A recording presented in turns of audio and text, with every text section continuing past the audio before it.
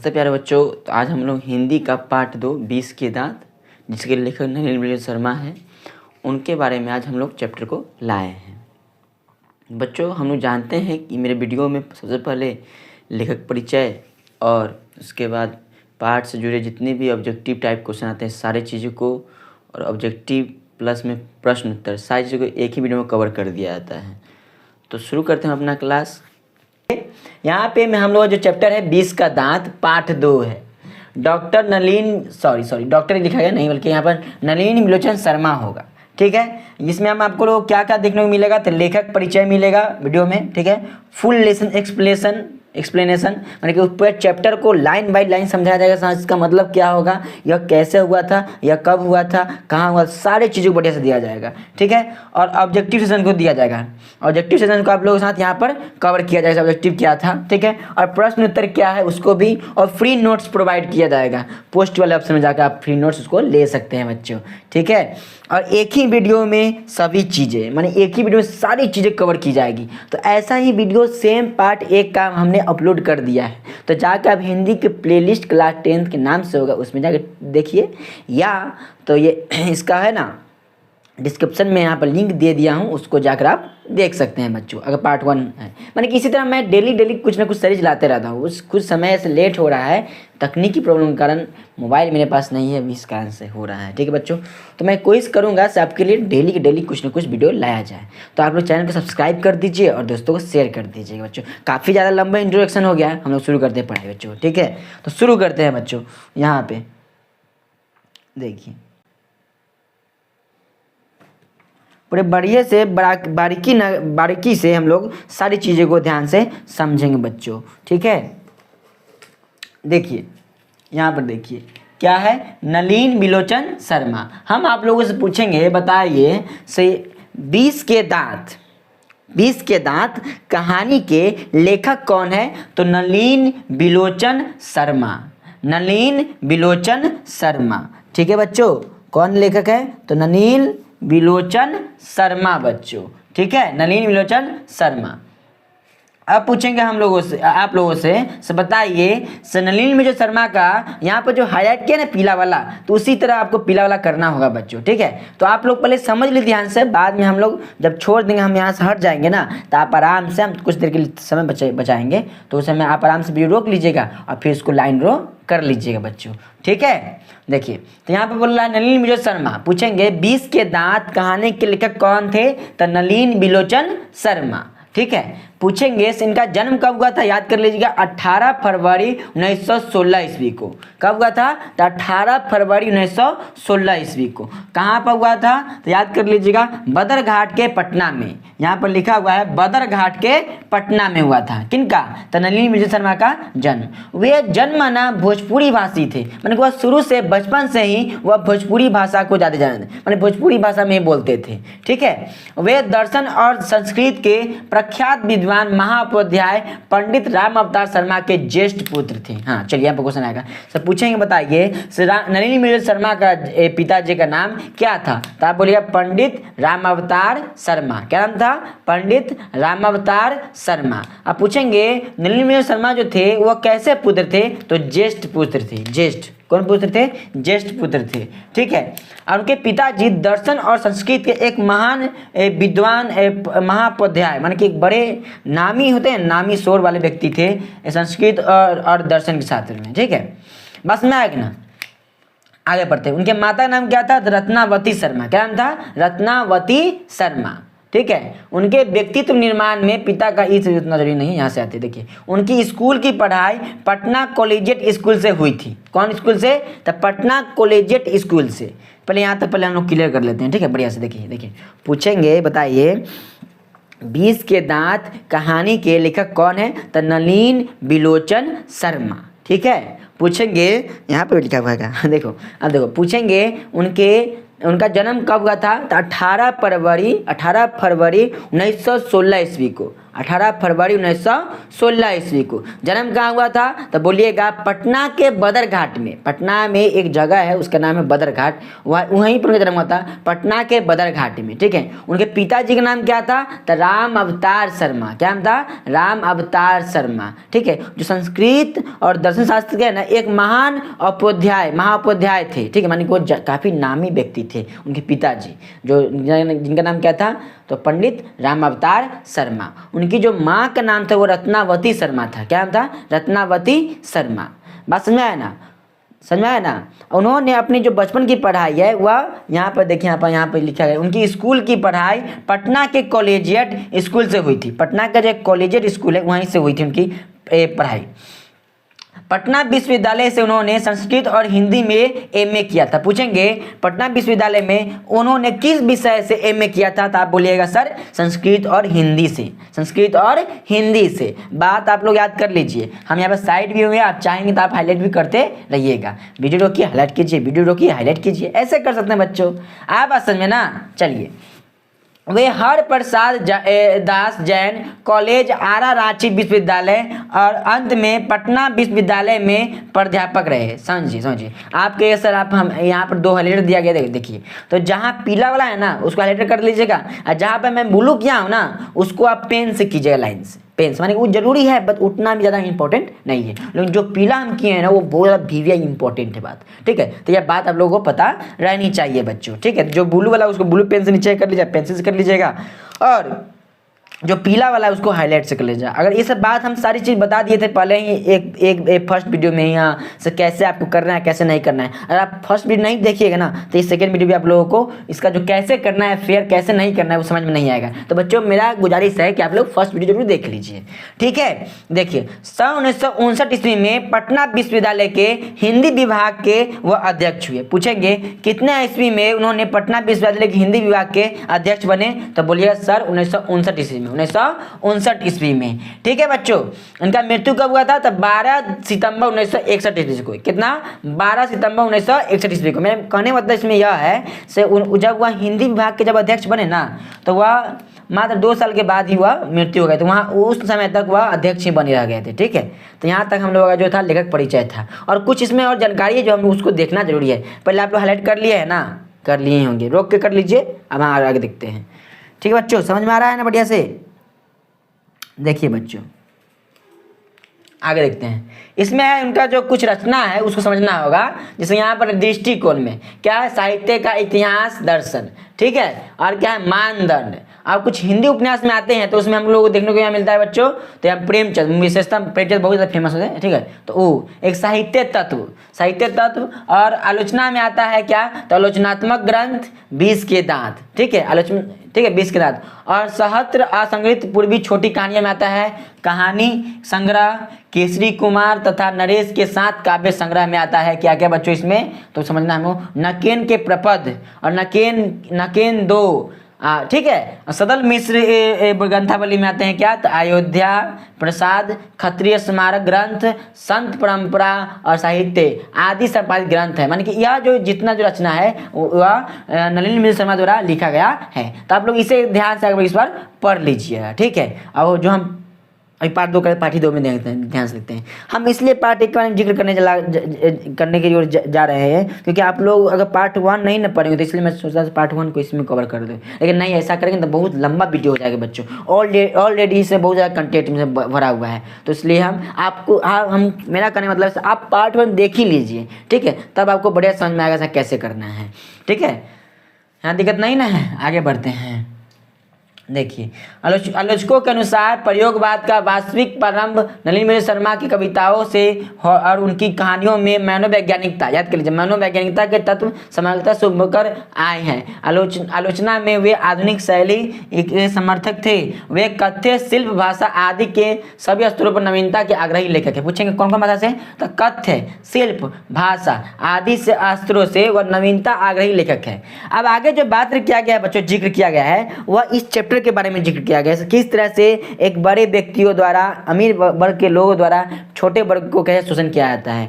ठीक है, माने शोषण के बारे में तो नहीं बात किया गया, बल्कि इसमें बताया गया है किस तरह से पेश किया जाता है, कैसे भेदभाव होता है उसके बारे में बताया गया है। ठीक है, सो ऊपर से कुछ और मुखड़ा पहने होंगे, अंदर से उनके अंदर में क्या क्या गुण होते हैं उसके बारे में मुझे क्लियर कराया जाएगा। ठीक है, तो हम लोग शुरू करते हैं पढ़ाई। इसमें और कुछ खास नहीं, उसको आप लोग ध्यान से, बुक है तो बुक पढ़ लीजिएगा, बुक तो खरीदना ही है, उसमें हाईलाइट करने बनेगा। तो हम लोग शुरू करते हैं हम लोग का चैप्टर बच्चों। ठीक है, तो कहानी हम लोग का क्या है, 20 का दांत।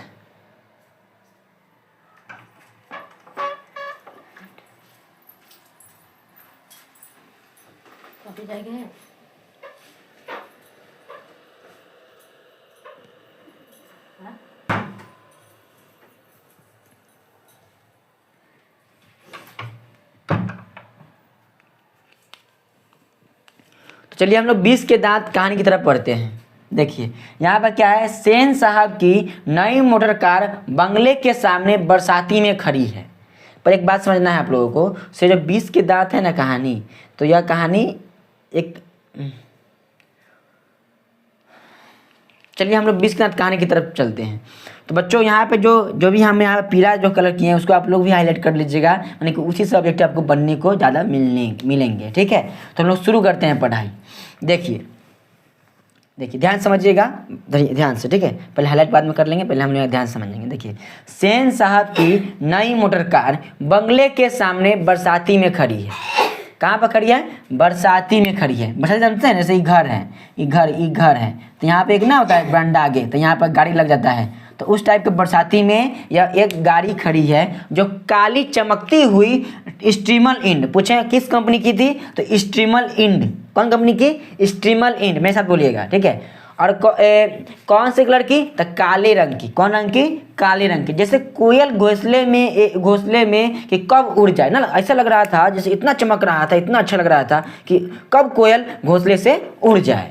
सेन साहब को इस कार पर नाज है। जैसे ना होता है कभी कभी, जैसे गाड़ी हमारे है, ठीक है, मेरा गाड़ी है ना, कहता कभी ना जाता है, हाँ मेरा गाड़ी तो गाड़ी है, इसके जैसा कोई गाड़ी है ही नहीं। सेम उसी तरह सेन साहब को अपने गाड़ी पर बहुत ज़्यादा फख्र था, नाज था। बिल्कुल नई मॉडल, बिल्कुल नया मॉडल था। कितना में खरीदा था, 7,500 में। कोई ऑब्जेक्टिव पूछ दिया जाता है से कितने हज़ार में सेन साहब ने अपनी काली गाड़ी खरीदी थी, तो 7,500 में। कौन से मॉडल की थी, तो याद कीजिए स्ट्रीमल इंड। कौन मॉडल का, स्ट्रीमल इंड। ठीक है, देखिए काला रंग चमक ऐसी कि अपना मुंह देख लो, ऐसा चमक रहा था जैसे उसमें देख लीजिए मुंह उसमें दिखाई देगा, उस टाइप के था। ठीक है, कहीं पर एक धब्बा दिख जाए तो क्लीनर और सोफर की शामत थी, समझो। माने कि उनका जो गाड़ी था उनको साफ करने के लिए क्लीनर और सोफर थे। ठीक है, जो हमेशा उसको साफ रखते थे। ठीक है, और कहीं भी अगर गाड़ी पर धोखा से भी धब्बा पड़ जाए तो उस पर क्या होता है, हाँ सेन साहब बहुत गुस्सा हो जाते थे, कैसे इसमें धब्बा आगे दाग उग गया। ठीक, इस टाइप का। ठीक है, देखो मेम साहब की सख्त ताकीद है कि खोखा खोखी गाड़ी के पास पटकने ना पाए। माने कि उनका जो एक लड़का था उनका नाम था खोखा नाम था, तो उन्हें ना होता कभी आदमी गुस्से में आके बोल देता है ऐसे फलाना चिल्लामा कोई नहीं आएगा, तो सेम उसी तरह यहाँ पे बोले क्या, तो खोखा खोखी कोई भी गाड़ी के पास नहीं आएगा। तो किनका काम था, मेम साहब का, माने कि जो सेन साहब की जो पत्नी है उनका नाम था। ठीक है, अब यहाँ पे कुछ और बातें जो समझना आप लोगों को। तो लड़कियाँ तो 5 बड़ी सुशील है। देखिए, तो सेन साहब की कितनी पुत्री थे, याद कर लीजिए 5। कितने, 5। ठीक है, अब पाँच ठहरी और सोभी लड़कियां तहजीब और तमीज की जीती जागती मूरत है। जो 5 लड़कियां थी वह बहुत ही ज़्यादा क्या सुशील थी, और बोलते हैं ना एकदम तमीज वाली लड़की, जो थोड़ा कोई भी काम करे तो सोच समझ के करती। ठीक है, इस टाइप का। देखिए, तो वहाँ तहजीब वाली लड़की थी। मिस्टर और मिसेस सेन ने उन्हें क्या करना चाहिए, यह सिखाया हो या नहीं, क्या नहीं करना चाहिए, इसकी उन्हें ऐसी तालीम दी है।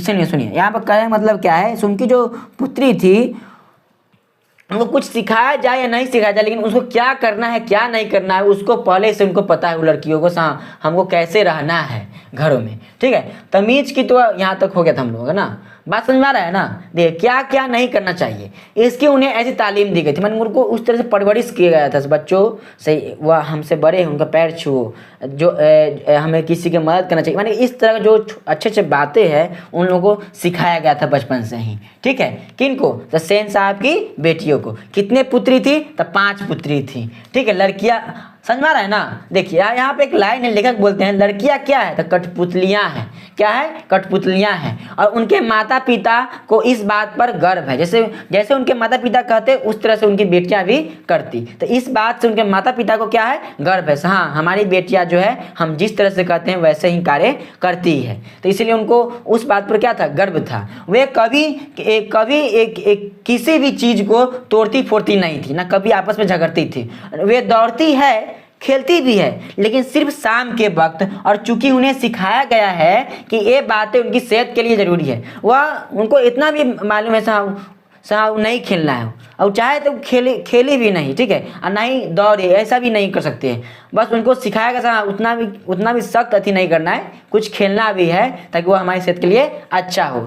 बात समझ आया ना। देखिए वे ऐसी मुस्कुराहट अपने होठों पर ला सकती है कि सोसाइटी की तरीकाएं भी उनसे कुछ सीखना चाहे। माने कि ऐसे हंसती है, ऐसे मुस्कुराहट लाती है चेहरे पर, जिस तरह से लोगों को भी प्रेरणा मिलती है। हाँ फलाना की बेटी है, देखो तो सीख ले। पर उन्हें खिलखिलारी मारते हुए किसी नहीं सुना है, ठीक है। हाँ, सो वो ऐसे हंसती हाँ ऐसे करके, ठीक है। सेन परिवार के मुलाकात रस्क के साथ अपने शरारती बच्चों को खींच कर कहते हैं, जैसे ना था, जैसे कि कभी सेन साहब के यहाँ कभी कोई आदमी जाता है, या किसी घर का ना था, से वो हमारा लड़का है कैसे चपाट है, अगर सेन साहब की बेटी देखिए तो कैसे ही है, ठीक है, इस टाइप का। देखो तो एक तुम लोग हो, जैसे ना बोलते हैं ऐसे, एक तुम लोग हो।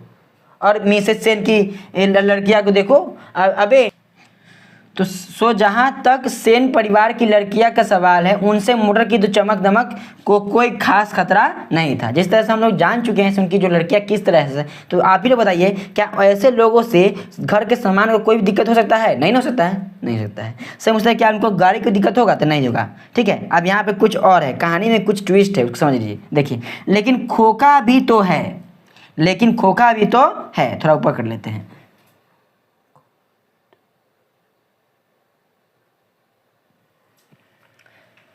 खोखा जो एक ही है, सबसे छोटा है। पूछेंगे सेन साहब कितने पुत्री थी? तो 5 पुत्री थी, और उसी में एक और खोखा नाम का जो लड़का है, उनका जो सबसे छोटा लड़का है, ठीक है। देखिए खोखा ना उम्मीद बुढ़ापे के आंखों का तारा है।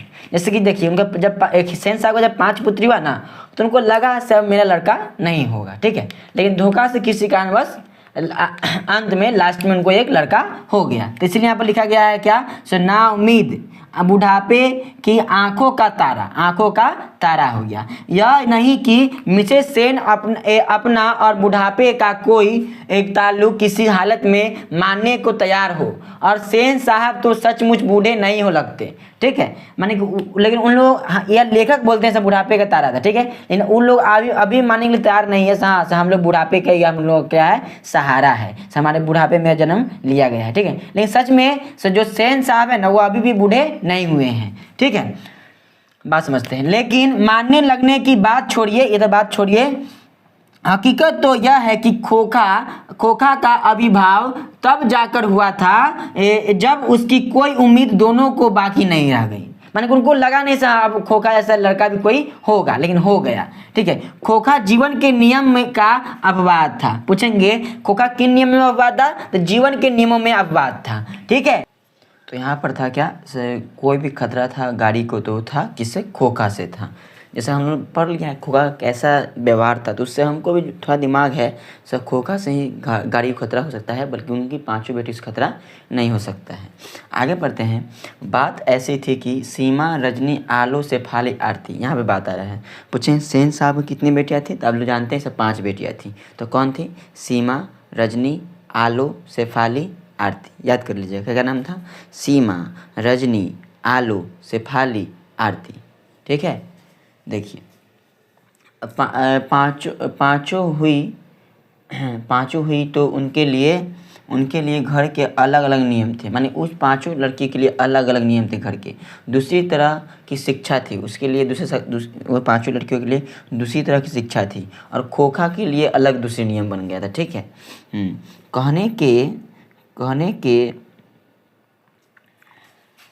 कहने के लिए तो सेनों का कहना था कि खोखा आखिर अपने बाप का बेटा ठहरा। जैसे होता है ना, कहते हाँ मेरा बेटा है इस टाइप का, ठीक है। तो यह बाप का बेटा ठहरा, उसे तो इंजीनियर होना है अभी से उसमें इसके लक्षण दिखाई पड़ते थे। मैंने को अपने अपने बेटा के बारे में कहता था हाँ यह मैंने बेटा किसका है, तो बाप का बेटा है। किसका बेटा है, बाप का बेटा है। इसको हम इंजीनियर बनाएंगे, क्या बनाएंगे, इंजीनियर बनाएंगे। इसमें इंजीनियर के लक्षण जो है ना अभी ही दिखाई पड़ता है बच्चों, ऐसे बोल रहे थे, ठीक है। इसलिए ट्रेनिंग भी उसे वैसे ही दी जा रही थी। बात यह है कि खोखा के दूर ललित स्वभाव के अनुसार ही सेनों ने सिद्धांतों को ही बदल लिया।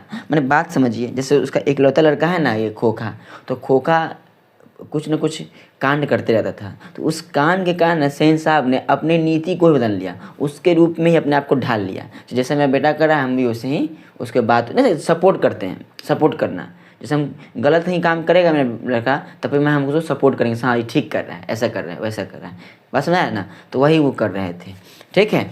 बात समझते हैं, सपोर्ट नहीं करना है, सपोर्ट करना है बच्चों को, लेकिन अब वो गलत करे तो गलत को वहाँ ठहराना चाहिए, हाँ गलत कर रहा है, ठीक है। देखिए यहाँ पर अक्सर ऐसा होता है कि सेन साहब परिवार के दोस्त आते हैं, मानी उनके घर पर ऐसा होता रहता है, सेन साहब के दोस्त उनके घर पर आते रहते हैं, भड़कीले ड्राइंग रूम में बैठते हैं, मानी कि वहाँ पर लोग सब बैठते हैं और बातचीत के लिए विषय का अभाव होने पर चर्चा निकल पड़ती। जब लोग आपस में बैठते हैं तो उसमें बातचीत करते करते उसमें ना होता है अपने बेटे का लड़के का लड़की का जिसका भी हो उसका बातचीत निकलने लगता है, ठीक है। यहाँ पर हम जो लाइट किए हैं बच्चों उसको क्या करना है, लाइट करना है, पता है ना। चलिए आगे बढ़ते हैं। इसमें बातचीत के लिए भी विषय का अभाव होने पर चर्चा निकल पड़ती है कि किसका लड़का क्या करेगा, किसका लड़का क्या करेगा। तब सेन साहब बड़ी मौलिकता और दूरदेंसी के साथ फरमाते हैं है कि वह तो अपने लड़के को अपने ढंग से ट्रेंड करेंगे। सेन साहब करते हैं क्या, हम अपने लड़के को तो हम अपने ढंग से ट्रेंड करेंगे, जैसा हम कहेंगे वैसा करेंगे, वैसा हाँ वही, ठीक है। ये करेंगे क्या, कर रहे हैं, करेंगे क्या वो कर रहे हैं, अभी भी कर रहे हैं, माने कि वो वह कर, हम नहीं करें बल्कि सेन साहब कर रहे हैं। आज की पढ़ाई लिखाई तो फिजूल है, उनका मानना है क्या, आज की पढ़ाई लिखाई फिजूल है। वो जानते हैं पढ़ाई लिखाई ज़रूरी है, लेकिन जानते हैं उनका बेटा धीरे धीरे गलत कार्य कर रहा है, तो इसका आंसर वो कहते हैं ना पढ़ाई लिखाई भी फिजूल, माने कि वो अपना सिद्धांत को ही बदल लिया, ठीक है। देखो तो उसे अपनी तरह बिजनेसमैन या इंजीनियर बनाना चाहते हैं। पूछेंगे सेन साहब अपने बेटे को क्या बनाना चाहते थे, तो बिजनेसमैन या इंजीनियर, बिजनेसमैन या इंजीनियर। अब देखिए ना, सेन साहब कहते हैं खोखा 5 साल का हो रहा है, खोखा 5 साल का हो रहा है, लोग कहते हैं उसे किंडरगार्टन स्कूल में भेज दो। लोग कहते हैं ना सिर्फ 5 साल का हो गया इसको भेजो ना स्कूल, तो उसी टाइप के सो यहाँ पर वह किंडरगार्टन स्कूल में भेज दो। लेकिन मैंने अभी यही इंतज़ाम किया है कि कारखाने का बढ़ई मिस्त्री 2-1 घंटे के लिए आकर उसके साथ कुछ ठोक पीट किया करें, इससे बच्चे की उंगलियां अभी से औजारे पर वाकिफ़ हो जाएगी, कैसे कैसे काम करना है हो जाएगी। हिंदुस्तानी लोग यही नहीं समझते हैं, हिंदुस्तानी लोग यही नहीं समझते हैं। बात समझना है ना, देखिए कैसे कैसे यहाँ चाल चल रहा है, बस इसी चीज़ समझना है हम लोगों को। बच्चों ये जो ब्लू ब्लू आपको दिखाई दे रहा है इसका मतलब यह है कि आपको पेन से सेव करना है, ये ज़रूरी है बट उतना भी ज़्यादा इम्पोर्टेंट नहीं है, इतना ज़रूरी नहीं है, ठीक है।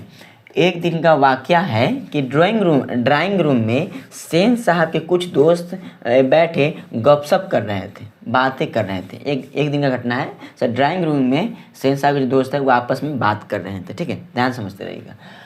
उनमें एक साहब साधारण हैसियत के अखबार नसीब थे, माने अखबार नवीस, अखबार काम करते थे, अखबार नवीस, ठीक थे। देखो और सेनों के दूर के रिश्तेदार भी उसमें शामिल थे, साथ में उनका लड़का भी था, माने उनका जो एक लड़का था, माने कि मेरा कहने का मतलब है सेन साहब का लड़का नहीं बल्कि अखबार जो नवीस थे ना उनका जो लड़का था, ठीक है। तो लड़का था जो था खोखा से भी छोटा था, खोखा से भी छोटा था, पर बड़ा समझदार और होनहार मालूम लगता था देखने में। जैसे ना कहता है ऐसे बुआ अंकल है, पैर छू, तो ऐसे पूरे पैर छूते हैं ना, तो वाह बड़ा अच्छा लड़का है, बात मान रहा है, होता है ना, तो उस टाइप का, ठीक है। ऐसे ना कहता है कभी कभी हम लोग जाते हैं कहीं देखते हैं बच्चे को, हाँ तो बच्चा ऐसी पैर छुएगा, कहेगा कोई कहेगा से वह चॉकलेट खाओगे, तो नहीं मैं चॉकलेट नहीं खाऊंगा, पापा बोले नहीं खाने के लिए, इस टाइप होता है ना। तो ऐसा ही तो ना कहते हैं हाँ लड़का बड़ा समझदार है, इसी टाइप का लड़का था, ठीक है। किसी ने उसकी कोई हरकत देखकर उसकी कुछ तारीफ़ कर दी, उसकी कुछ हरकत दिखता है ना उस पर तारीफ़ कर दे, वाह क्या लड़का है, ठीक है। उन साहब से पूछा कि बच्चा स्कूल तो जाता ही होगा, तो इसके पहले कि पत्रकार महोदय कुछ बोले ना, कहता है बच्चा स्कूल जाता है आपका, अच्छा लड़का है, तो उससे पहले ही तो जो पत्रकार महोदय कुछ बोलते उससे पहले ही सेन साहब अपना बोली को निकाल दिए। देखिए क्या बोलते हैं, देखिए ध्यान सुनिएगा। देखिए यहाँ, मैं तो खोखा को इंजीनियर बनाना जा रहा हूँ। बोलते हैं मैं तो खोखा को इंजीनियर बनाने जा रहा हूँ, और वे ही बातें दोहरा कर वे थकते नहीं थे, बार बार वही बात बोल रहे थे। ठीक है, आदमी इरिटेट हो जाता है एक ही बात को सुन के। देखो पत्रकार महोदय चुप मुस्कुराते रहे, अंदर अंदर हंसते रहे, बाप रे बाप। ठीक है, जब उनसे फिर पूछा गया कि अपने बच्चे के विषय में उनका क्या ख्याल है, तब उन्होंने कहा मैं चाहता हूँ कि वह जेंटलमैन जरूर बने। माने कि सेन साहब बोले मैं अपने बेटा को इंजीनियर बनाऊंगा। ठीक है, और जो अखबार महोदय, जो अखबार नवीस थे, वो कहते हैं क्या, मैं तो अपने लड़के को जेंटलमैन बनाऊंगा, अच्छा आदमी बनाऊंगा। यही बात सही है, नेक आदमी बनाऊंगा। देखिए यहाँ पे बनते हैं, और जो कुछ बने उसका काम है, उसे पूरी आज़ादी रहेगी। अब उसको जो मन करेगा उस लड़के को वह बनाएगा। ये छोटा जो लड़का था खोखा से, उसके बारे में जिक्र किया जा रहा है। दिमाग में दिमाग जो हुलर कन्फ्यूजन नहीं हो रहा है, इसका बात उसमें, उसका बात इसमें नहीं ना हो रहा है। तो ध्यान समझिएगा तब बढ़िया समझ में आएगा। ठीक है, सेन साहब इस उत्तर के लिए शिष्ट और प्रच्छन्न व्यंग्य पर ऐंठ कर रह गए। बाप रे बाप, कैसे बोल रहा है। तभी बाहर शोरगुल सुनकर सेन साहब उठने लगे। देखा से अरे इतना बात हो रहा था, उतना में बाहर से आवाज़ आ रहा है। ठीक है, जब बाहर से आवाज़ आया तो देखो क्या होता है।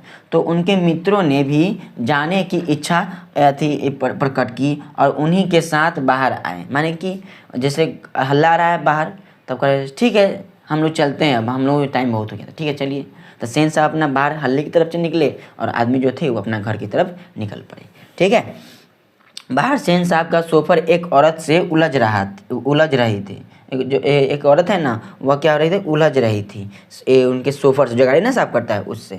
और औरत के पास एक 5-6 साल का एक बच्चा खड़ा था, जिसे वह रोकने की कोशिश कर रही थी। वैसे ना होता है, जैसे एक औरत है, औरत अपने छोटे बच्चे को पकड़ रही है, नहीं जाओ नहीं जाओ, ऐसे उस टाइप का। और उधर से सोफर है ना जो गाड़ी साफ करता है, तो उधर से वो था। तो वो जैसे वो लड़का था ना, वो सोफर को मारने के लिए दौड़ रहा था। क्यों, देखते हैं, पहले समझते हैं। देखो, क्योंकि बच्चा बार बार सोफर की ओर मारता था। ठीक है, और समझते हैं क्या बोल रहा है। सेन साहब को देखकर औरत सहम गई। सेन साहब को जैसे देखी सेन साहब आ रहे हैं बाहर, तो औरत जो है वो सहम गई, आगे थी। ठीक है, सोफर ने साहब की ओर बढ़कर अदब के साथ कहा, ऐसा ना था, प्रणाम मालिक ना था, इस टाइप का। ठीक है, देखिए साहब, देखिए क्या बोलता है सोफर, देखिए साहब, मदन गाड़ी को छू रहा था, गाड़ी गंदी हो जाती, मैंने मना किया तो लगा कहने जा जा जा, तो मैंने उसे पकड़ कर अलग कर दिया। मैंने कैसे होता ना से, मैं वह गाड़ी को छू रहा था, कहीं गंदी गाड़ी होती तब, तो मैंने इसीलिए उस लड़के को अलग कर दिया। वो कौन बोलता है, सोफर बोलता है। किससे, सेन साहब से। किसके बारे में, तो मदन के बारे में। आया बात समझ में। इस पर मुझको मारने दौड़ा, इस पर वो लड़का है जो मुझे मारने दौड़ा, और उसकी माँ भी आकर खामखा मुझे उलझ रही थी। अब उसकी माँ आकर भी मुझसे खामखा उलझ रही है। ठीक है, यहाँ तक समझ में इस ऊपर बोला था। देखिए, मदन की माँ कुछ कहना चाहती थी, लेकिन सेन साहब के सटे होठों के देखकर चुप रह गई। सेन साहब कुछ नहीं बोल रहे थे, चुप रह गए। ठीक है, सेन साहब ने बड़े संयंत्र पर कठोर स्वर में कहा, मदन की माँ, ऐसे कहता, मदन की माँ, मदन को ले जाओ और देखना वह फिर से ऐसी हरकत ना करे। ठीक है, मदन। आया बात समझ में ना। चलिए आगे बढ़ते हैं। मदन की माँ अपने बच्चे के बाएं घुटने को निकलते हुए खून को पोंछती हुई चली गई। माने उसके क्या बोलते हैं ना, मदन के बाएं पैर में क्या हुआ था, थोड़ा फूट गया था, तो वहाँ से खून निकलते हुए पूछते हुए चली गई। ड्राइवर ने शायद, ऐसा लग रहा था ड्राइवर ने शायद उसे ढकेल दिया था, जैसे ना होता है, और वह गिर पड़ा था, जैसे छू रहा होता है, अटो, बच्चा था, 5 साल का लड़का था, तो वो धकेला तो वहाँ पर जाकर गिर गया, और उसको थोड़ा सा पैर फूट गया। ठीक है, थोड़ा सा पैर फूट गया था, तो इसी कारण से उसकी माँ लेकर आया था। हाँ, आप धकेले हैं तो कैसे धकेले हैं, इससे पैर फूट गया है बच्चा का, होता है ना। इसीलिए जो लड़का छोटा मदन, वो भी जबरदस्ती उसको पिल रहा था मारने के लिए। ठीक है, लेकिन एक मामूली किरानी के बेटे को सेन साहब के ड्राइवर ने धक्का दे दिया। सेन साहब के जो ड्राइवर ने क्या किया, धक्का दे दिया, उसे चोट आ गई। तो आखिर ऐसी कौन सी बात होगी। देखिए यहाँ बात समझना ही, देखिए लेकिन क्या बात बोल रहा है, एकदम पते की बात बोली। लेकिन एक मामूली किराने के बेटा, जो मदन था वो किरानी का बेटा था, सेन साहब के फैक्ट्री में ही काम करता था ना किरानी, जिनका नाम गिरधर लाल था, उसी के बेटा था मदन। तो यहाँ पर सुनिए, किरानी के बेटे को सेन साहब की एक ड्राइवर ने धक्का दे ही दिया तो उसे चोट आ गई, तो क्या, तो आखिर ऐसी कौन सी बात हो गई, ऐसी कौन सी बात, एक मामूली आदमी है तो उससे क्या उसकी जान की कीमत नहीं है। तो लेखक उसी के नज़रिए से यहाँ पर बात को बताएं। बात समझ में आया कि ना, तो यहाँ पर बहुत बड़ी बात है, तो समझना है और चीज़ देखिएगा। ठीक इसी वक्त मोटर के पीछे खटखट की आवाज़ सुनकर सेन साहब लपके, जैसे खटखट ऐसे लपके, ऐसे लपके तो देखें क्या, तो सोफर भी दौड़ा तो और लोग सीढ़ी से उतरकर अपनी अपनी गाड़ियों की ओर चले। ठीक है, सभी ने देखा सेन साहब खोखा को गोद में लेकर उसे हल्की मुस्कुराहट के साथ डांट रहे थे। अरे क्या बोलते हैं, रोज की पिछली हाँ यहाँ पर क्या है, रोज की सॉरी और पीछे की पिछली बत्ती है ना, लाल शीशा चकनाचूर हो गया है। देखिए साहब, पिछला का जो था ना वो चकनाचूर हो गया है। सेन साहब ने मित्रों को संबोधित वाले हुए कहा, देखा आप लोगों ने, बड़ा शरारती हो गया है। ऐसे न रख लिया है, ऐसे गोद में रख लिया है। ठीक है, देख रहे हैं आप लोग, बड़ा शरारती हो गया है कासू। मोटर के पीछे हरदम पड़ा रहता है। ठीक है, उसकी कल पुर्जे में उसके पीछे अभी से ही उसको दिलचस्पी हो, उसके पीछे क्या छिपा है, देखिए फोड़ दिया है जान से। ठीक है, तब पर भी उसमें वो अपना बेटे को अपना थोड़ा सपोर्ट कर रहा है। ऐसे देखिए कैसे फोड़ दिया, और उसके अंदर के कल पुर्जे को वो देखना चाहता है। ठीक है, मैंने उसकी जो गलती उसको छुपा रहे हैं। ठीक है, बात समझ में आ रहा है ना।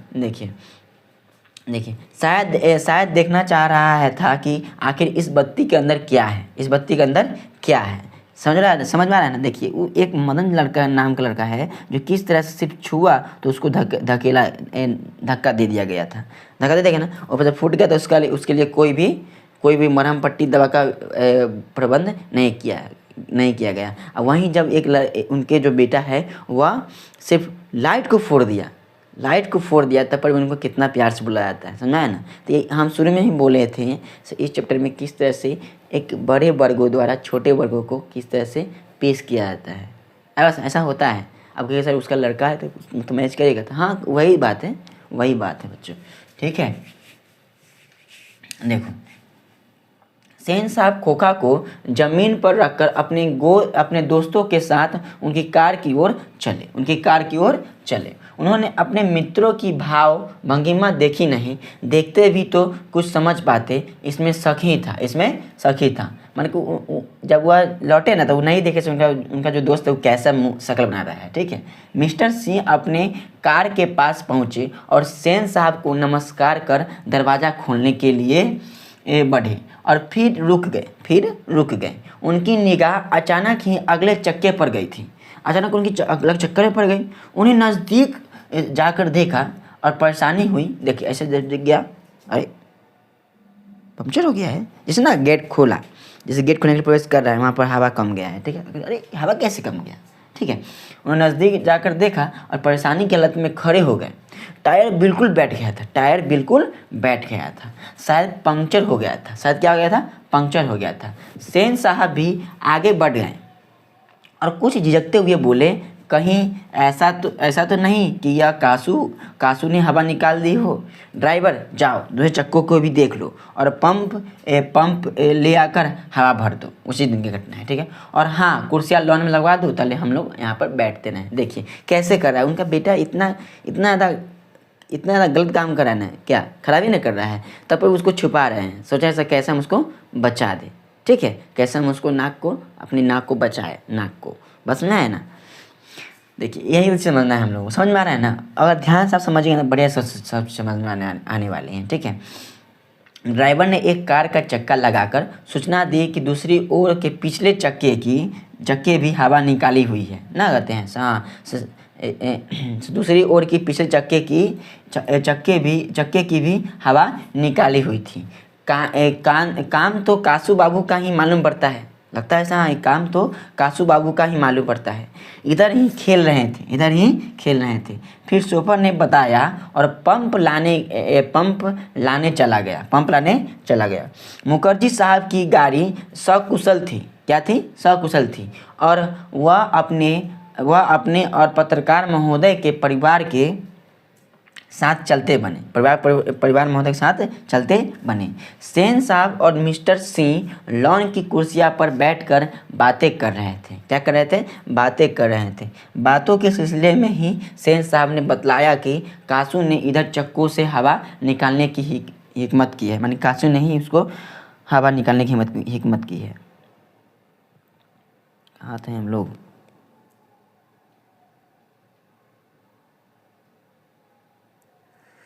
हिकमत की है।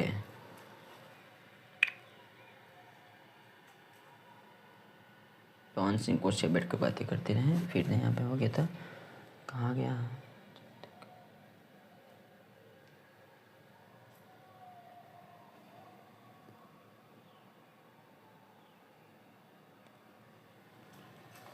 मुखर्जी साहब की गाड़ी सकुशल थी और वह अपने और पत्रकार महोदय के परिवार के साथ चलते बने। मैंने कि ना कहता है हमारा गाड़ी तो ठीक है, हम लोग चलते बनते हैं, तो और लोग चलते बनेंगे। ठीक है। सेन साहब और मिस्टर सिंह लॉन की कुर्सी पर बैठकर बातें करते रहे। ठीक है। और यहाँ पर बातों के सिलसिले में ही सेन साहब ने बतलाया कि कासू ने इधर चक्कों से हवा निकालने की हिकमत जान ली है। मैंने कैसे निकलता है ना उसकी हिकमत, मैंने उसका जो तरीका है वह जान लिया है। मैंने को अपने बेटे को से बड़ाई कर रहे हैं। ठीक है, समझ में आ रहा है ना कहानी?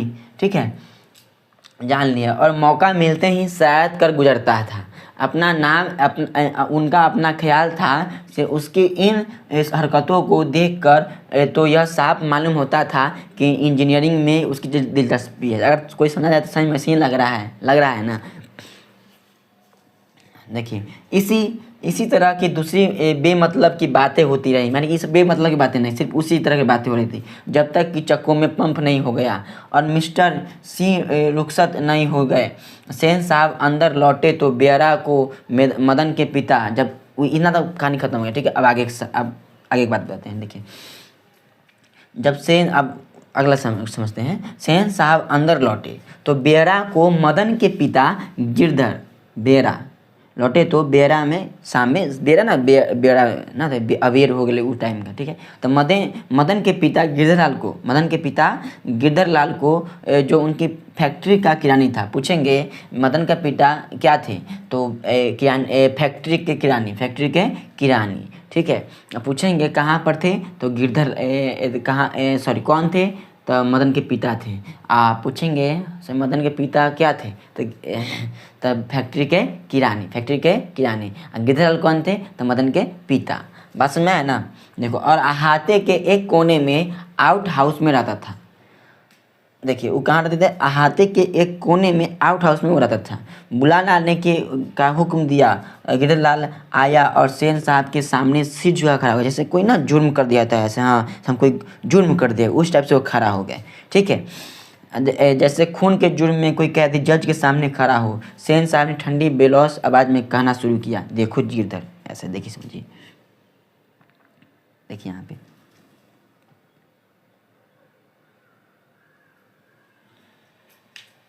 देखो गिरधर, मदन आजकल बहुत शौक हो गया, बहुत ज़्यादा ना होता है अच्छा नहीं कर रहा है। ठीक है, बहुत ज़्यादा खच्चर हो गया इस टाइप का। मैं तुम्हारे और उसकी भलाई चाहता हूँ कि गाड़ी को गंदा किया। वह अलग मना करने पर ड्राइवर को मारने दौड़ा। मानी बोल रहे हैं कौन? तो सेन साहब बोल रहे हैं। ठीक है, और मेरे सामने भी डरने की बदले उसकी ओर झपटता रहा। ऐसे ही लड़के आगे चलकर गुंडे, चोर, डाकू बनते हैं। ये लाइन बहुत ज़रूरी है, चोर डाकू बनते हैं। ठीक है, गिरधर लाल कभी कभी जी कह देता। सेन साहब का भाषण जारी था। उसकी हालत क्या होती तुम जानते ही हो, मैंने हम लोग जानते ही ऐसा उनकी हालत कैसी हो रही होगी जी। ठीक है, उसे संभालने की कोशिश करो। फिर ऐसी बात हुई तो अच्छा नहीं होगा ना, बोलते हैं अगर अगला बार से अगर मदन ऐसा करता है तो तुम्हारे लिए अच्छा नहीं होगा। तुम जा सकते हो इस टाइप से। बस मैं ना कहानी समझ में आ रही है ना? चलिए आगे बढ़ते हैं।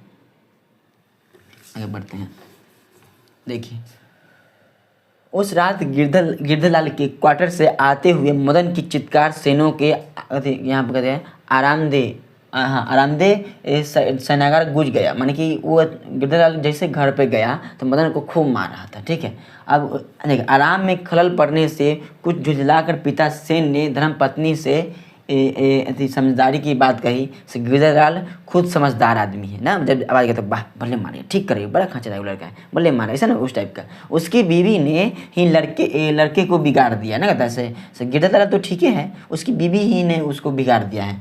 मदन की यही दबा है, मदन की यही दबा है।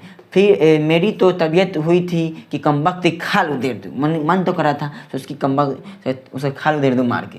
गिरधर ने ऐसी ही कड़ाई जारी रखी तो शायद ठीक हो जाए। अगर गिरधर अगर ऐसे ही मारते रहे तो वह उसकी जो वह क्या है, ठीक हो जाए। क्या हो जाए? ठीक हो जाए। देखो समझो बच्चों, यहाँ पर समझने वाली बात है क्या, सो यहाँ पर जो पढ़ाई, यहाँ पर जो किस तरह से एक छोटे बच्चे ने जब सिर्फ गाड़ी को छुआ, सिर्फ टच किया, तो उसको ऐसे ऐसे बारे में जिक्र किया जा रहा है। और उनका ही जो बेटा है वह ऐसे ऐसे कांड कर रहा है, तब पर उसके ऊपर कोई एक्शन नहीं ले रहा है, बल्कि उसके ही हाथी में ढल रहे हैं वे। ठीक है, उनके ही कार्यों में वो ढल रहे हैं अपने आप को। समझ में आ रहा है ना सर, हम जो शुरू में बोले थे वही बात हो यहाँ पर जिक्र किया जा रहा है ना, यही चीज़ समझना है।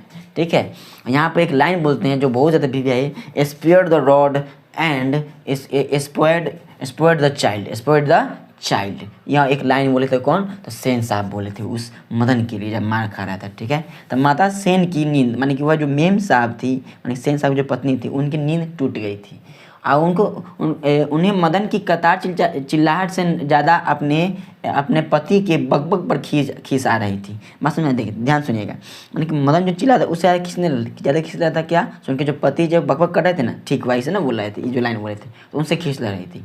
लेकिन अब उन्होंने भी खींच मदन पर ही उतारी, उन्होंने भी खींच अपने मदन पे ही उतारी। माने कि कहता है कमबख्त कैसे कौवे की तरह चिल्ला रहा है, भिखमंगा कहीं का, खोखा की बराबरी करता फिरता है, इस टाइप का। देखिए खीस आ रहा है अपने पति पे और निकाल रहा है किस पे, तो मदन पे। आया बात समझे ना, देखिए यही चीज़ समझना है। तो किस तरह से यहाँ पर पेश किया जाता है कहानी को, एकदम बेहतरीन ढंग से पेश किया गया है। मदन का आर्तरुदन रुक गया था। खैरियत थी उसकी सिसकियाँ सेनों के शयनागार तक नहीं पहुंच सकती थी। अब धीरे धीरे वह चुप है, अब मार थोड़ा कम हो गया। ठीक है, तो चुप हो गया। ठीक है, आगे बढ़ते हैं, देखिए आगे बढ़ते हैं। हाँ ठीक है, लेकिन दूसरे दिन तो बिल्कुल बेढब मामला हो गया। शाम के वक्त खेलता कूदता खोखा बंगले के अहाते के बगल वाली गली में जा निकला। ठीक है, अब अगला दिन कुछ और मामला हो गया, बड़ा हेवी मामला हो गया, ध्यान सुनिएगा तब मजा आएगा। वह धूल में मदन पड़ोसियों के आवारा गर्द छोकरों के साथ लट्टू नचा रहा था। जो मदन था ना, वह अपने गली में कुछ जो लड़के थे, उस लड़के के साथ लट्टू का खेल खेल रहा था। खोखा ने देखा तो उसकी तबीयत मचल गई, कहते ना हम खेलो। ठीक है, तो हंस कौवे की जमात में शामिल होने के लिए ललक गया। यहाँ पर लेखक इसलिए लिखा है ये वाला लाइन, देखिए खोखा हंस की तरह नहीं, वो अमीर बाप का बेटा है तो वहाँ पर हंस दे दिया गया है। जो गरीब है, जो एक गांव के टोले में रहते हैं, तो उसको कौवा के रूप दे दिया है। तो यहाँ पर वही जो हंस है, जो हंस कौवे की जमात, कौवे की टोली में शामिल होने के लिए क्या हो गया, लग गया। हम भी खेलना चाहते हैं। ठीक है, लेकिन आदत से लाचार उसने रोब में के साथ बोला। अगर उसको खेलना था तो प्यार से बोलता, लेकिन वो रोब में बोलता है। मदन से कहा हमको लट्टू दो हम भी खेलेगा, ऐसे बोलता है, हमको लट्टू दो हम भी खेलेगा। ठीक है, एक तो खेलना है, ऊपर से बोल रहा है। ठीक है, दूसरे लड़कों को कोई खास परवाह नहीं थी, खेलो या नहीं खेलो। ठीक है, वे खोखा को अपनी जमात में ले लेने के फायदों को नज़रअंदाज नहीं कर सकते थे। कैसे ना, हम भी खिलाएंगे ना तो उस खोखा हमको भी खिलाएगा। ठीक है, पर उनके अपमानित प्रतिराधित लीडर मदन को यह बात कब मंजूर हो सकती थी। माने उसमें जो मेन था वह मदन था, उस लड़कों कौवे जमात था ना, जो टोली के जो लड़के थे उन सबसे मेन मदन था। वो तुरंत ही एक दिन पहले मार खाया था उसके बाप को चलते, अब वो छोड़ देता क्या, उसने तुरंत ही जवाब दिया, अबे भाग जा यहाँ से, बड़ा आया लट्टू खेलने वाला है बे, लट्टू तेरे पास, जा अपने बाबा की मोटर गाड़ी पर बैठ, होता है ना, ऐसे बोले मदन। क्या बोले, देखो, अरे भाग जा यहाँ से, बड़ा आया लट्टू खेलने वाला। ठीक है, है भी लट्टू तेरे, अपने बाबा के मोटर पर बैठ। ठीक है, ऐसे बोलते हैं, कौन, मदन बोलता है। ठीक है, कासू तैस में आ गया, कासू गुस्सा हो गया, अरे ऐसे बोल दिया तुमको से। देखो, वह इसी उम्र में नौकरों पर, माने कि जो खुश याद करना। वह इसी उम्र में नौकरों पर, अपनी बहनों पर हाथ चला देता था, मार देता था, ठीक है। और क्या मजाल कि उसे कोई कुछ कर दे, कोई नहीं उसको कुछ करता से, अब वह बड़ा है, बड़े हैं तुमसे, उसे नहीं मारो, ऐसा कोई नहीं मारता था। हाँ हाँ हाँ, क्या अच्छा लड़का बहुत मारता है, छोड़ प्यार करता है, उस टाइप का, ठीक है। लेकिन यहाँ पर उसको समझाया नहीं था कोई। उसने आओ न देखा ताव मदन को एक घूसा लगा दिया, एक घुसा रख कर दिया, एक घुसा दिया मदन को, ठीक है। माने कि उतना उन्होंने जो लेगा किसी को मारेगा तो वह गुस्सा आएगा ना, ठीक है। वह आपने देखा था उसको लगा कर सब सब हमारे घर के आदमी ही, सब हमको छोड़ देगा, लेकिन मदन ने छोड़ने वाला थोड़ा था। देखो आगे क्या होता है, देखो चोर गुना डाकू होने वाला मदन भी कब मानने वाला था, वह झट से कासू पर टूट पड़ा। देखो देखो दूसरे लड़के जरा हटकर इस द्वंद्व युद्ध का मजा लेने लगे, कैसे ना था मदन मदन ऐसे ना बोलता है, खोका खोका इस टाइप का, ठीक है। तो लेकिन वह यह लड़ाई हड्डी और हड्डी और मांस की थी, हड्डी और मांस की थी, सॉरी बच्चों यहाँ पर नहीं दिख रहा है, हड्डी और मांस की, बंगले की पिल्ले और गली के कुत्ते की लड़ाई, समझ रहा है ना यहाँ पर ये लाइन का मतलब क्या हो रहा है, ठीक है। आते में लड़ाई हो रहती हुई। देखो अगर वह अकेले में होता तो वह लड़ाई शेर की तरह हो जाता ना। वह वहाँ से तो 1 मिनट बाद ही वह रोता हुआ जान लेकर भाग निकला। जो खोखा था ना वह 1 मिनट बाद ही जान लेकर निकला, भागा वहाँ से, ठीक है। तो महल और झोपड़ी वाले की लड़ाई में अक्सर कौन जीतते हैं, तो महल वाले ही जीतते हैं। बच्चों हम पहले ही बोले हैं, जो पीला है उसको पीला कर लीजिए, क्योंकि वही चीज़ ज़्यादा इंपॉर्टेंट है। जो ब्लू है उसको पेन से कर लीजिए, जो इंपॉर्टेंट है बट उतना ज़्यादा इंपॉर्टेंट नहीं है, क्योंकि ताकि हम कभी भी पढ़े तो उसको समझ में आ जाए। पर उसी हालत में जब दूसरे झोपड़ी वाले उनकी मद अपने ही खिलाफ करते हैं। देखिए यहाँ बोलता है झोपड़ी वाले और महल वाले की लड़ाई में हमेशा महल वाले ही जीतते हैं। कब जीतते हैं, जब झोपड़ी वाले ही झोपड़ी वाले का साथ नहीं देते हैं। अगर झोपड़ी वाले झोपड़ी का साथ देने लगे तो महल वाले कभी जीतेंगे, कभी नहीं जीतने वाले हैं। तो यहीं पे यहाँ पर दिया गया है। लेकिन बच्चों की इतनी अक्ल कहाँ है, से कौन झोपड़ी वाला है कौन महल वाला है। उन्होंने न तो अपने दूर मन्ने लीडर की मदद की और न ही अपने माता पिता के मालिक की लाडले की। हाँ, लड़ाई खत्म हो जाने पर तुरंत ही सब इधर भाग गए, बाप रे मारने लगे, भाग गया, ठीक है। अब देखो मदन घर नहीं लौटा, रात को मदन घर नहीं लौटा, ठीक है। लेकिन जाता ही कहाँ, तो 8-9 बजे तक इधर उधर मारा फिरता रहा। फिर भूख लगी तो वह गली के दरवाजे से आहिस्ता आहिस्ता धीमे धीमे घर में घुसा। उसके लिए मार खाना मामूली बात थी, वह खूब मार खा था, ठीक है। डर था तो यही कि आज मार और दिनों से भी ज़्यादा बुरी लगेगी। जब हम कुछ सिर्फ गाड़ी छुए थे हम उतना मार खाए थे, आज तो उसको हम मारे हैं, क्या उसको तो आज हम मारे हैं, एक खोखा को। देखो यहाँ पर कहा गया, डर था कि ठीक है। लेकिन उपाय ही क्या था। वह पहले रसोई घर में घुसा, माँ नहीं थी। बगल के सोने वाले कमरे से बातचीत की आवाज़ आ रही थी। उसने इत्मीनान के साथ पहले भरपेट खाना खाया, ओ करता है ना उस टाइप पूरा बढ़िया से खाना खाया, ठीक है। फिर दरवाजे के पास जाकर अंदर की बातचीत को सुनने की कोशिश करने लगा। उसे बड़ा ताज्जुब हुआ कि उसके बाबू गरज तरज नहीं रहे थे। अरे तरीके पापा तो कुछ नहीं बोल रहे हैं। उसकी अम्मा ने कोई बात पूछी जिसे वह ठीक से सुन नहीं सका। तो उसके बाबू ने झल्ला कर कहा, अरे भाई बतलाया तो, साहब ने सिर्फ यही कहा आज से तुम्हारी कोई ज़रूरत नहीं है, कल से मकान छोड़ देना और अपनी तनख्वाह ऑफिस से ले, ठीक है, ले लेना। मदन के काम की कोई बात नहीं हो रही थी। उस सजा की तहजीब भी होती रहती तो सुनने की कोशिश भी करता, लेकिन वैसा बात कुछ हो ही नहीं रहा था। तो मदन तो कहा, अरे ये क्या हुआ, हम उसको मारे तो कुछ नहीं हुआ रहा है, पिताजी गुस्से भी नहीं है, ठीक है। वह दबे पांव बरामदे में रखी चारपाई की तरफ सोने के लिए चला तो अंधेरे में उसका पैर लोटे से टकरा गया ना, टन टन टन आवाज आता है। तो लोटे की ठन ठन की आवाज़ सुनकर गिरधन बाहर निकल गया। अरे कौन है, उसको लगा था मदन ही होगा। मदन की अम्मा भी उसके साथ थी। मदन चौंक कर घूमा और मार खाने की तैयारी में छाती को अपने हाथों से बांध खड़ा हो गया, ठीक है। जैसे देखा था उनके पिताजी माँ आ गए तो ऐसे ना था, ऐसे डर था, ऐसे इस टाइप का ना, ऐसे करता था, सब तो मार खाने वाले हैं बाप रे, ऐसे था ना, तो ऐसे करने लगे, ठीक है।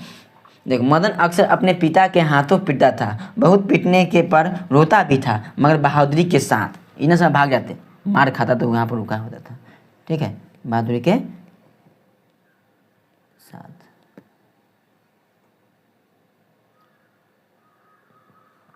देखिए बहादुरी के साथ गिरधर निसहाय निष्ठुरता के साथ मदन की ओर बढ़ा। जैसे जैसे बढ़ रहा था मदन का दिल धक धक धक धक धक धक ना होता है, डर लग रहा था, जैसे कभी कोई सर ना मारने वाले थे अब मार खाए अब मार खाए, इस टाइप का। ठीक है, मदन ने अपने दांत भी भींच लिए। गिरधर मदन के बिल्कुल पास आ गया था कि अचानक वह ठिठक गया। ठीक है, उसके चेहरे से नाराजगी का बादल हट गया। अरे पापा आ रहे हैं, कुछ नहीं कर रहे हैं। उसने लपक कर मदन को हाथों से उठा लिया। ठीक है, लपक कर गिरधर क्या गया, अपने बेटे को लपक कर अपने रख लिए। ठीक है, मदन हक्का बक्का अपने पिता को देख रहा था। उसे याद नहीं था कि उसके पिता उसे लास्ट बार कब प्यार किया था उतना। ठीक है, अगर कभी किया था तो गिरधर उसी बेपरवाही उल्लास और गर्व के साथ बोल उठा से देखो, जो किसी के लिए भी नौकरी से निकाले जाने पर ही मुमकिन हो सकता है। देखिए बोलते हैं शाबाश बेटा। ठीक है, एक तेरा बाप है और तूने तो वे खोखा के दो दांत तोड़ डाले। हाँ। ठीक है, इस टाइप से कहानी में लोग क्या हो गया, ख़त्म हो गया था।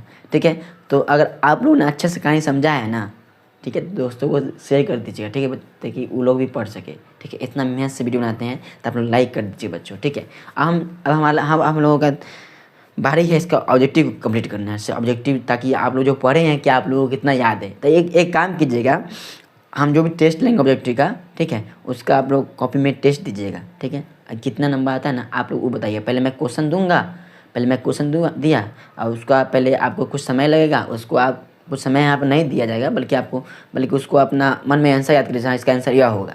जब सही होगा तो आप लिखिए हाँ यह सही था, एकदम सही था, 2 नंबर सही था, इस टाइप से। ठीक है, तो कितना नंबर आते हैं कमेंट में कीजिएगा। सर हमको इतना मार्क्स आ रहा है, ताकि हमको भी समझ में आए, बच्चों को समझ में आ रहा है पढ़ाई। ठीक है, फिर उसका प्रश्न उत्तर कर लेंगे। ठीक बच्चों, तो शुरू करते हैं। बच्चों पहला यहाँ पर ऑब्जेक्टिव आ गया हम लोगों का, क्या आ रहा है, सर 20 के दांत। देखिए, सेन साहब के पास किस रंग की मोटर कार थी? काला, नीला, उजला, हरा।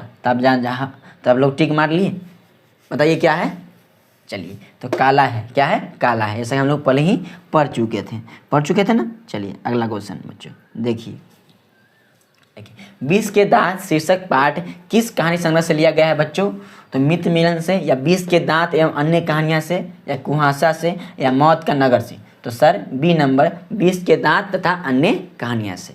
जितने भी नंबर आपके मन में जो भी आंसर आ रहे हैं ना बच्चों, उसको आप अपने मन में रखते रहिए। ठीक है, और बताइएगा सर आप लोगों को कितना मार्क्स आ रहा है। ठीक है, तब बोलिए सर आप तो आंसर खुद नहीं बोल रहे हैं। अरे आंसर बोल रहे हैं, नहीं आंसर बोलेंगे तो आपको मिलाने में दिक्कत हो जाएगी। ठीक है कि ना।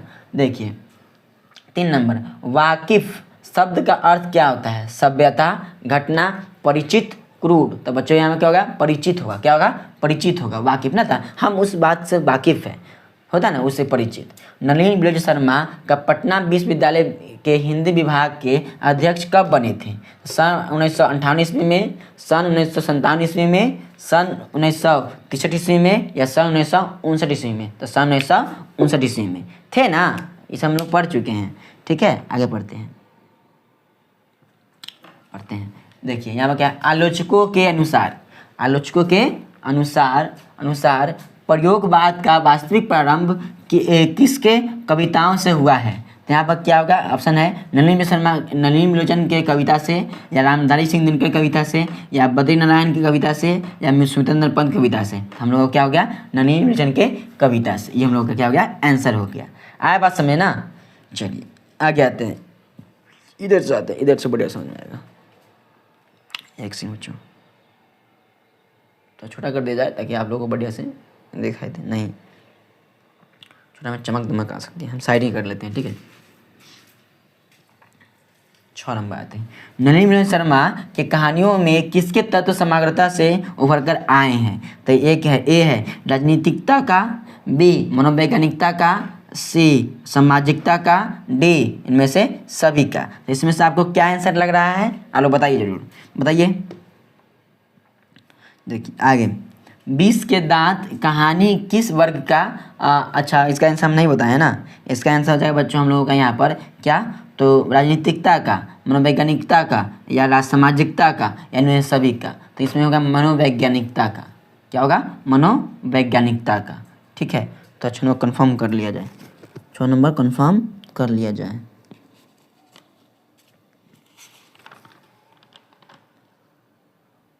6 का बी, ठीक है, मनोवैज्ञानिकता का, ठीक है। हाँ, विष के दांत कहानी किस वर्ग के अंतर विरोधों को उजागर करती है? तो ए निम्न वर्ग का, बी उच्च वर्ग का, सी मध्यम वर्ग का, डी व्यापारी वर्ग का। तो इसका आंसर क्या हो जाएगा? तो मध्य वर्ग का। कौन वर्ग का? मध्यम वर्ग का, ठीक है। खोखा खोखी किस भाषा का शब्द है? तमिल का या भोजपुरी का या बांग्ला का या हिंदी का? तो बच्चों बांग्ला का है। कौन सा भाषा का है? तो बांग्ला भाषा का है, ठीक है। सेन साहब की कितनी लड़कियां थी? तो 3, 6, 5, 4। तो हम लोग जानते हैं सर 5 थी, तो 5 हो गए, ठीक है। सोफर शब्द का अर्थ है तो सभ्यता, संबंध, निर्ममता या ड्राइवर। तो हो गया क्या यहाँ पर? ड्राइवर। क्या होगा? ड्राइवर, ठीक है। यहाँ पर देखिए, ऐसे ही लड़के आगे चलकर गुंडे और चोर डाकू बनते हैं। यह पंक्ति कहानी के किस पात्र ने कही है? सेन साहब की धर्मपत्नी ने या गिरधर लाल ने या सेन साहब या सोफर? तो सर सेन साहब ही बोले थे ना, बोले थे। देखिए हम लोग जो भी चीज़ पढ़े ना वो सब यहाँ पर आ रहे हैं, तो यही चीज़ हम लोग समझना है। ऐसा पढ़ाई करना है से कहीं से ऑब्जेक्टिव नहीं छूटे। नलिनी मिलिंद शर्मा की मृत्यु कब हुई थी? तो 12 सितंबर 1961 ईस्वी में, या 14 सितंबर 1961 ईस्वी को, या 16 सितंबर 1961 ईस्वी को, या 18 सितंबर 1961 ईस्वी को? आप लोग पता है ना, इसका आंसर खुद कमेंट में कीजिए, इसका आंसर खुद कमेंट में कीजिए, ठीक है बच्चों। देखिए, मदन अक्सर किसके हाथों से निपटता था? तो माता के हाथों से, सेन साहब के हाथों से, या खोखा के हाथों से, या पिता के हाथों से? तो इसका आंसर क्या हो जाएगा? पिता से हो जाएगा। किससे हो जाएगा? पिता से हो जाएगा, ठीक है। विष के दांत शीर्षक कहानी के कहानीकार कौन है? तो मोहन राकेश, कमलेश्वर, प्रेमचंद, नलिन बिलोचन शर्मा। तो क्या हो जाएगा? नलिन बिलोचन शर्मा, ठीक है। गिरधर लाल कौन है? कासू के पिता या मदन के पिता या रजनी के पिता या शेफाली के पिता? तो इनसे क्या हो जाएगा? मदन के पिता, मदन के पिता। आप बात समझे ना? चलिए, सेन साहब के 5 लड़कियां कैसी थी? ए उदंड, बी नासमझ, सी मूर्ख, डी सुशील। तो क्या हो जाएगी? सुशील हो जाएगी। सेन साहब अपने पुत्र खोखा को क्या बनाना चाहते थे? ए बिजनेसमैन इंजीनियर, बी वकील, सी प्रोफेसर, डी डॉक्टर। तो हो जाएगा क्या? बिजनेसमैन या इंजीनियर। आया बात समझे ना? चलिए, मदन की उम्र क्या थी? तो 5 से 6 साल की, या 7 से 8 साल की, या 3 से 4 साल की, या 9 से 10 साल की? तो क्या हो जाएगा? 5 से 6 साल की। कासू मदन के साथ किस खेल में शरीक होना चाहता था? तो ए फुटबॉल के खेल में, बी हॉकी के खेल में, सी बैडमिंटन के खेल में, डी लट्टू के खेल में? तो हम लोग का आंसर क्या हो गया? तो बच्चों मदन किसके साथ? तो लट्टू के खेल में। मदन ने कासू के कितने दांत तोड़ डाले थे? तो 3, 1, 2, 4। हम लोग पर लास्ट में पढ़े थे, लास्ट में। शाबाश बेटा शाबाश, तुमने तो खोखा के 2 दांत तोड़ डाले। तो यहाँ 2 है, ठीक है। गिरधर लाल किसकी फैक्ट्री में किरानी था? मुखर्जी साहब के फैक्ट्री में, या सेन साहब के फैक्ट्री में, या पत्रकार महोदय की फैक्ट्री में, या सेन साहब की फैक्ट्री में? तो सेन साहब की फैक्ट्री में। आया बात समझ में? सेन साहब किसके व्यंग्य पर ऐड कर रह गए थे? तो पत्रकार महोदय के व्यंग्य से, या मुखर्जी साहब के व्यंग्य से, या सिंह साहब के व्यंग्य से, या गिरधर के व्यंग्य से? तो हो जाएगा क्या? पत्रकार महोदय के व्यंग्य से ना। बोले थे हाँ अपने बेटा को जेंटलमैन बनाएंगे, वो उसको जो मन करेगा वही करेगा, उस टाइप से उस पर ऐड कर गए थे ना, लगाए थे। मदन किसका पुत्र था? तो सेन साहब का, या गिरधर लाल का, या सोफर का, या सिंह साहब का? तो हो गया क्या? गिरधर लाल का, ठीक है। विष के दांत पाठ की विद्या है निबंध, या व्यक्ति चित्र, कविता, या कहानी? तो सर क्या है? कहानी है। सेन साहब की कार की कीमत है 7,500, 8,500, या 9,500, या 7.5 लाख? 7,500। देखिए जितना हम चीज़ पढ़े हैं ना, सारी चीज़ को यहाँ पर कवर किया गया बच्चों। समझ में आया ना हम किस तरह से पढ़ाते हैं? इस चीज़ को जानना है, और कोई भी दोस्तों उसको शेयर करो, ठीक है। नलिनी बिलोचन शर्मा का जन्म कब हुआ था? तो 14 जनवरी 1915 ईस्वी को, या 18 फरवरी 1916 ईस्वी को, या 22 मार्च 1917 ईस्वी को, या 24 अप्रैल 1918 ईस्वी को? तो इसका आंसर क्या आ जाएगा सर? इसका भी आंसर बताइए कमेंट में, छोड़िए बताइए देते हैं। 18 फरवरी 1916 ईस्वी को, ठीक है। इसे जो समझना है। नलिनी बिलोचन शर्मा का जन्म कहाँ हुआ था? तो ये गांधी घाट पटना, या कृष्णा घाट पटना, या बदर घाट पटना, या रानी घाट पटना? तो हम लोग जानते हैं बदर घाट पटना में हुआ था। आप लोग अगर ध्यान से कहानी को पढ़े होंगे, समझे होंगे, तब जाकर ही समझ में आएगा। अगर नहीं समझे ध्यान से तो फिर से जाकर ध्यान समझिए, फिर ऑब्जेक्टिव लगाइए, तब समझ में आएगा बढ़िया से। समझ में आया ना बच्चों? देखिए, नलिनी बिलोचन शर्मा के पिता का नाम क्या था? तो पंडित राम अवतार शर्मा, पंडित कृष्णा अवतार शर्मा, या पंडित मृत्युंजय शर्मा, या पंडित दशावतार शर्मा। इसका क्या हो जाएगा आंसर हम लोगों का? तो पंडित राम अवतार शर्मा, जो एक महान दर्शन और संस्कृत के महाउपाध्याय थे। नहीं पढ़े थे? देखिए, नलिनी बिलोचन शर्मा के माता जी का नाम क्या था बच्चों? तो ए है पद्मावती शर्मा, बी कलावती शर्मा, सी रत्नावती शर्मा, डी इंद्रावती शर्मा। तो आंसर क्या हो जाएगा? तो रत्नावती शर्मा। अगर आप लोग याद किए होंगे, समझे होंगे ध्यान से, सब समझ में आएगा। अगर नहीं समझे होंगे तो कुछ याद नहीं होने वाला है, पहले ही बोल रहे हैं। दृष्टिकोण किनकी रचना है? हम उसमें लिखा था, बहुत सारा पीला बॉक्स था ना सबसे शुरू में। तो राम अवतार शर्मा, नलिनी बिलोचन शर्मा, या मोहन राकेश, या प्रेमचंद। नलिनी बिलोचन शर्मा। लड़कियां क्या हैं? कठपुतलियां हैं। कि किसे इस बात पर गर्व है? तो भाई बहन को, या क्या बोलते हैं, चाचा चाची को, या मामा मामी को, या माता पिता को। तो किसको है? माता पिता को है। ठीक है। मोटर कार को किससे खतरा हो सकता था? तो राम से, या मदन से, या खोखा से, या इंजीनियर से। तो मोटर कार को किससे खतरा था? तो वह था किससे? खोखा से था। किससे था? खोखा से था बच्चों। सेन साहब की आंखों का तारा कौन है? कार, या खोखा, या खोखी, या इनमें से सभी। तो इनमें से आंसर क्या आ जाएगा हम लोगों का? तो खोखा हो जाएगा। क्या हो जाएगा? खोखा हो जाएगा। ठीक है। कितना बच्चा इनमें सभी मार के चलेगा। ध्यान से पढ़ोगे तब समझ में आएगा बच्चों। मैं पहले ही बोल रहा हूँ, ध्यान से पढ़ो, ध्यान से समझो। अगर एक बार वीडियो नहीं समझ में आ रहा है तो 12 वीडियो डालो। क्यों मैं इसे डालता हूँ? मैं एक साथ ही सब वीडियो को क्यों अपलोड कर रहा हूँ? पहले लेखक परिचय, फिर पाठ के बारे में, फिर ऑब्जेक्टिव, फिर क्वेश्चंस क्यों डाला? ताकि आपको बाद में दिक्कत नहीं हो सका खोजने में से, यह कहाँ है, वह कहाँ है, वहाँ कहाँ है। बहुत सारे चैनल है जिसपे बहुत अलग अलग टाइप को डाल दिया गया है। ठीक है। लेकिन मैं ऐसे नहीं करता। मैं चाहता हूँ एक वीडियो बच्चा देखे और उसी से पर अच्छा से पर उसको क्लियरिटी मिल जाए, उसको एक बार फिर दोबारा पढ़ने के नहीं पड़े। ठीक है। तो हम इसीलिए हम इसमें एक ही में सारी चीज़ को जोड़ देते हैं। ठीक है। खोखा के दांत किसने तोड़े थे? ए मदन ने, बी मदन के दोस्त ने, सी सेन साहब ने, डी गिरधर ने। तो होगा क्या? तो मदन ने। किसने? मदन ने। ठीक है। महल और झोपड़ी वाले की लड़ाई में अक्सर महल वाले ही जीतते हैं, पर उसी हालत में जब दूसरे झोपड़ी वाले उनकी मदद अपने ही खिलाफ करते हैं। किस पाठ का पंक्ति है? जाहिर सी बात है, हल्का लल्लूपॉप है। तो यहाँ पर कह दिया बहादुर, या शिक्षा और संस्कृति, या मछली, या बीस के दांत। तो आंसर क्या आ जाएगा? शिक्षा और सॉरी बीस के दांत सर जी। देखिए, समझ में आ रहा है ना? देखिए, सीमा, रजनी, आलो, शेफाली, आरती पांचों किसकी बहनें थी? मदन की थी, या खोखा की, या लेखक की, या सेन साहब की। तो होगा क्या? तो खोखा की पांचों बहनें थी ना? देखिए, मैं तो खोखा को देखिए क्वेश्चन ध्यान से पढ़ना होता है बच्चों। अगर यहाँ पर बेटी बोलती तब आता है सेन साहब के, बहनें बोल रही है तो यहाँ खोखा के। एग्जाम में क्वेश्चन को ध्यान से पढ़ना चाहिए। ठीक है। नहीं तो कभी कभी एक ही टाइप क्वेश्चन लगता है, हम उसको जाके बेधड़ल्ले मार देते हैं। तो यह ऐसी गलती आप लोगों के साथ नहीं होना चाहिए। ठीक है। मैं तो खोखा को इंजीनियर बनाने जा रहा हूँ, यह कथन किसका है? सेन साहब का है, या मिस्टर सिंह का है, या गिरधरलाल का है, या मुखर्जी साहब का है? तो यहाँ पर क्या है? सेन साहब का है। ठीक है। मदन के लिए क्या खाना मामूली बात थी? तो हम लोग जानते हैं दुत्कार, या प्यार, या मार, या फटकार। तो इनसे क्या हो जाएगा? मार हो जाएगा। आया बात समझे ना? कितना ज़्यादा ऑब्जेक्टिव है भाई। देखिए आगे पढ़ते हैं। किसके अनुसार सेनों ने सिद्धांतों को भी बदल लिया था?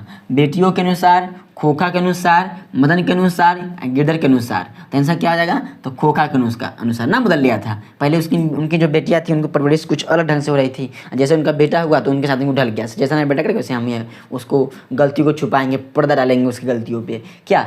चलिए, सेन साहब के मित्र कौन थे? डॉक्टर, वकील, या पत्रकार, या शिक्षक। तो आंसर क्या हो जाएगा सर? यहाँ पर हो गया क्या? तो यहाँ पर हो जाएगा पत्रकार। ठीक है।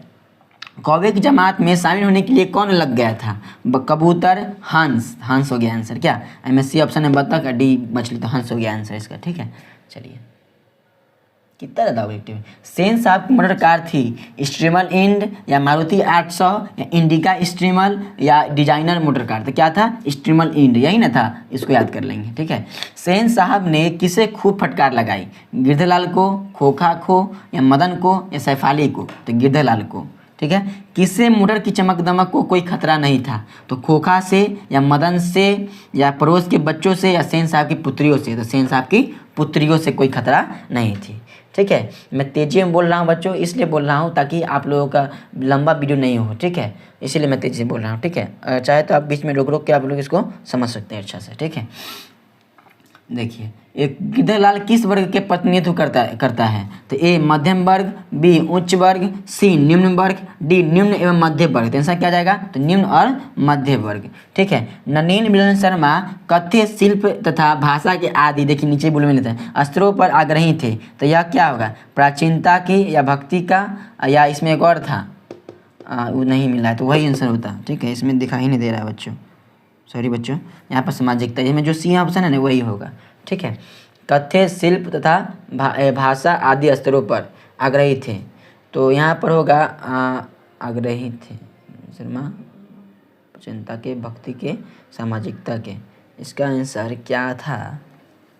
एक देख लेते बच्चों, 2 मिनट रुको, ऑप्शन पहले देख लेते ऑप्शन क्या है। ऑप्शन है इसमें नवीनता का, यहाँ पर क्या है? नवीनता का, नया वाला। ठीक है, चलिए यहाँ तो हम लोगों का क्या था, ऑब्जेक्टिव भी खत्म हो चुका है। तो हम लोग अभी तक लेखक परिचय और क्या बोलते हैं ना पाठ का परिचय, हाँ पाठ के बारे में जान लिया है, ऑब्जेक्टिव भी जान लिया। अब क्वेश्चन से कर लेते हैं बच्चों। तो देखिए क्वेश्चन बहुत जरूरी है। यहाँ पे एक क्वेश्चन है, पहला क्वेश्चन है, इसको आप लोग पहले आप इसको स्क्रीनशॉट ले लीजिए। यह क्वेश्चन है, ले लिए। चलिए ध्यान से देखिए कासू और मदन के बीच झगड़े का मुख्य कारण क्या था? इस प्रसंग द्वारा लेखक द्वारा क्या बताना चाहते हैं? तो देखो, कासू और मदन के बीच झगड़े का मुख्य कारण लट्टू नचाने का खेल था। जब मदन लट्टू को मांगा जिसे मदन ने मना कर दिया, इससे यह पता चलता है कि एक गरीब बच्चा अब अमीर बच्चे के अकर को ठीक करता है ना, यही है। चलिए शॉर्ट में हम प्रश्न उत्तर करते हैं ताकि आप लोगों को दिक्कत बाद में नहीं हो। ठीक है, 20 के दांत कहानी के शीर्षक कहानी के नायक कौन है? स्क्रीनशॉट ले लीजिए। चलिए, 20 के दांत कहानी के नायक मदन है। कौन है? मदन है। और इसमें खोखा नामक ए लड़के के ऊपर भी एक कहानी इर्द गिर्द घूमती है ना। चलिए, जिसमें किस तरह से गरीब लड़के मदन ने अमीर घर के एकलौते बेटे खोखा के दांत तोड़ डाले थे। यही चीज़ समझना है बच्चों। ले लिया ना स्क्रीनशॉट। चलिए 3 नंबर क्वेश्चन, यहाँ पे आप लोग 7 दिखा रहा है, 7 ध्यान नहीं देना, आपको 3 नंबर ध्यान देना है। ठीक है, खोखा किन मामलों में अपवाद था? तो खोखा अपने घर के नियमों और अनुशासन का अपवाद था। सेन साहब की 5 बेटियों के लिए जहाँ कड़े नियम थे, वहीं खोखा को घर की आज़ादी थी। वह सेन साहब के बुढ़ापे के आंखों का तारा था। इसमें कुछ समझाने वाली बात नहीं है, क्योंकि हम लोग इस सब को पहले ही ऑटोमेटिक समझ चुके हैं। ऑटोमेटिक क्या समझाएं तो ना समझ में चुके हो। लास्ट क्वेश्चन बच्चों आज का देखिए, 20 के दांत कहानी के सार्थकता को स्पष्ट करिए। 20 के दांत कहानी सही है क्योंकि इसमें किसी तरह के गरीब घर के लड़का अमीर घर के लड़की और मुंह तोड़ जवाब देता है, होता है ना। सही लड़का ही यहाँ पर होगा, क्या होगा? लड़का ही होगा। ठीक है, गलती लिखा गया है लड़का, जिसे वास्तव में अमीर वर्ग का घमंड और उनके द्वारा शोषण का अंत के बारे में बताता है कि ना, हम लोग पढ़े हैं से किस तरह से मदन जानता है वह अति अमीर है, वो तो लड़का है, क्या जानेगा, तब पर वह विरोध किया कि ना, वही चीज़ समझना है बच्चों। ठीक है, तो यह था यहाँ पर 4 क्वेश्चन, तो इसको समझना है। ठीक है बच्चों, देखिए हम लोगों ने अभी तक क्वेश्चन से कर लिया, ऑब्जेक्टिव को कंप्लीट कर लिए, और यहाँ पे बच रहा है क्या? तो यहाँ पे बस कुछ नहीं बच रहा है, सब पूरा कंप्लीट हो गया है। तो बच्चों देखिए ये चीज़ समझना है। देखिए तो लाइट ऑन कर दिया जाए ताकि आप लोगों को बेहतरीन दिखाई दे।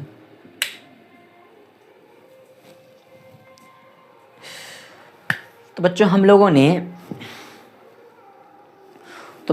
लोगों ने यह जो 20 का दांत जो कहानी है, इसको अच्छे ढंग से पढ़ लिया है। इसके जो लेखक परिचय थे और कहानी जो थे उसको तो पढ़ ही लिया है। ठीक है, क्वेश्चन आंसर ऑब्जेक्टिव सारी चीज़ें कवर कर लिया है ना। इसका जो ऑब्जेक्टिव हम जो बताए थे उसका कितना मार्क्स था आप कमेंट जरूर बताइएगा। ठीक है, और अगर वीडियो अच्छा लग रहा है ना तो आप दोस्तों को शेयर कीजिए, और क्या बोलते हैं, सब्सक्राइब कर लीजिए चैनल को अगर आप नए हैं तो, और क्या बोलते हैं, लाइक कर दीजिएगा, क्योंकि बहुत देर लगता है वीडियो बनाने में, ठीक है। अगर आप लाइक करते हैं तो उसमें खुशी मिलती है, हाँ बच्चे लोग को पसंद आ रहा है वीडियो, ठीक है। कमेंट जरूर कीजिएगा, ठीक है। और मिलते हैं अगली वीडियो के साथ। जय हिंद।